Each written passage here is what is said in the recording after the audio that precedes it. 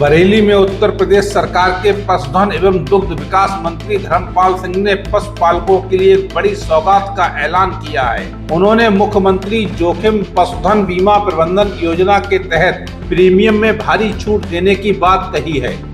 साथ ही उन्होंने विपक्ष पर भी तीखा हमला बोला है।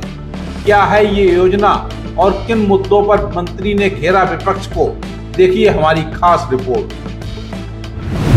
बरेली में एक कार्यक्रम के दौरान पशुधन मंत्री धर्मपाल सिंह ने पशुपालकों के आर्थिक उत्थान के लिए बड़ी घोषणा की है।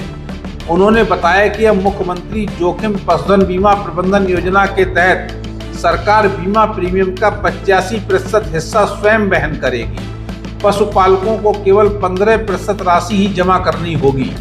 मंत्री ने स्पष्ट किया कि इस योजना में गाय और भैंस के साथ साथ अब बकरी और मुर्गी पालन करने वाले किसान भी शामिल होंगे।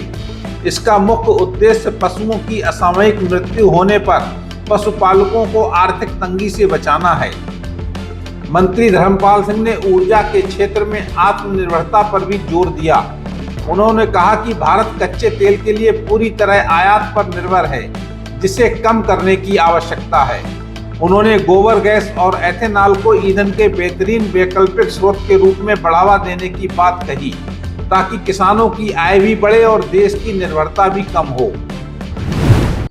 योगी आदित्यनाथ जी को सहर्ष और पूरी कैबिनेट ने इस पर ध्वनिमत से इसको पास करने का काम किया है। अब 25% धनराशि राज्य सरकार खर्च करेगी, 15% धनराशि लाभार्थी खर्च करेगा। अब ये किसी का पशु मर जाएगा तो उसको कीमत हमने आंक ली है। जैसे हम अभी तक तो बकरी तक, भेड़ और बकरी तक का हमने बीमा किया है। अब हम मुर्गी तक का बीमा करेंगे। यदि किसी की मुर्गी मर जाएगी तो उसे 50 रुपये धन हानि होगी तो उसे देने का काम करेंगे। अभी हमने इसको सभी पशुओं की कीमत, गाय की कीमत इतनी होगी, भैंस की कीमत इतनी होगी, तो इस तरीके से अभी हमने सामान्य तरीके से रखी है। मुर्रा भैंस की कीमत 65,000 और गिरी गाय और साहिवाल की कीमत इसकी 70,000। तो इस तरीके से कीमत का आकलन कर दिया है। बकरी भी मरेगी तो 6,500 रुपये उसको देने का काम करेंगे और एक धनराशि इसको 1 महीने में देने का भुगतान कर देंगे। देखिए, अखिलेश यादव को समझ में आना चाहिए, तेल भारत में नहीं पैदा होता है। ये एलपीजी गैस है, अमोनिया गैस है, ये अरब घाटी से आती है, अरब कंट्री से। हम इसका विकल्प तैयार कर रहे हैं। भारत देश में रिफाइनरी सबसे ज़्यादा बन रही है और भारत देश में अभी हम एलपीजी गैस का मुकाबला गोबर गैस से करेंगे।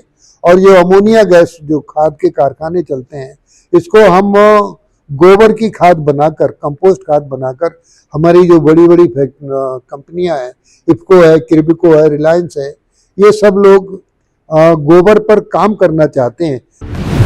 वहीं राजनीतिक मुद्दों पर बोलते हुए मंत्री धर्मपाल सिंह ने विपक्ष को निशाने पर लिया। राम मंदिर चंदा मामले को लेकर समाजवादी पार्टी के मुखिया अखिलेश यादव द्वारा दिए गए बयान पर उन्होंने कड़ा ऐतराज जताया। मंत्री ने अखिलेश यादव के बयान को निंदनीय करार देते हुए कहा कि विपक्ष का काम केवल जनता को गुमराह करना और आस्था के विषयों पर ओछी राजनीति करना रह गया है। देखिए, अखिलेश यादव जो कह रहे हैं वास्तव में उनका अंत हो रहा है। वो अभी चंदा चोरी के मामले में जिस तरीके से अखिलेश यादव ने बोला है, वो एक वहाँ जो यादव उसमें निकला है, सबसे पहले उन्हीं को सूचना क्यों मिली है? और आज तक वो अयोध्या में राम मंदिर के दर्शन करने नहीं गए और ना वो अब जा सकते हैं। मुस्लिम वोट कैसे उनको मिले, इसके लिए पूरी तरीके से वो लगे हैं। अब उत्तर प्रदेश की जनता समझ गई है।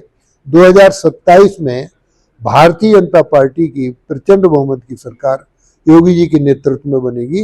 समाजवादी पार्टी साफ हो जाएगी। पशुपालकों के लिए राहत और विपक्ष पर प्रहार के साथ मंत्री का यह दौरा राजनीतिक और प्रशासनिक दृष्टिकोण से काफी अहम माना जा रहा है। बरेली से हमारे संवाददाता एस आसिफ की रिपोर्ट।